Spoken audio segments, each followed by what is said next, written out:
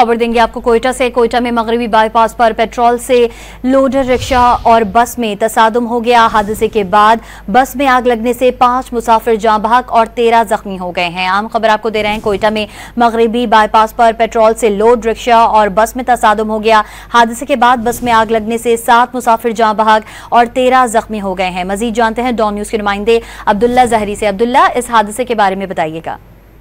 जी बिल्कुल, ये मगरबी बाईपास कहला गया जहाँ पे रिक्शे में ईरानी फ्यूल स्मगल किया जा रहा था। इस दौरान रिक्शे की और मुसाफिर जो लोकल बस है उसके दरमियान हादसा पेश आया, जिसके नतीजे में आग भड़क उठी और मजमूई तौर पर 7 मुसाफिर जाम बहक हो चुके, जबकि 10 से ज्यादा जुलसकर जख्मी बताए जा रहे हैं, जिनमें से 7 जख्मियों को सिविल हॉस्पिटल बरनवाद मुंतकिल किया गया, जबकि 6 लाशों को सिविल हॉस्पिटल मुंतकिल किया गया, जिनकी शिनाख्त का अमल जारी है, जबकि दीगर जख्मियों को भी सिविल और DMC मुंतकिल किया जा रहा है। इस वक्त जाए वकुआ पर फायर ब्रिगेड का अमला मौजूद है और आग को बुझा दिया गया। मजीद शवाहिद इकट्ठे किए जा रहे हैं। जी अब्दुल्ला जहरी अपडेट कर रहे थे, आपका बहुत शुक्रिया।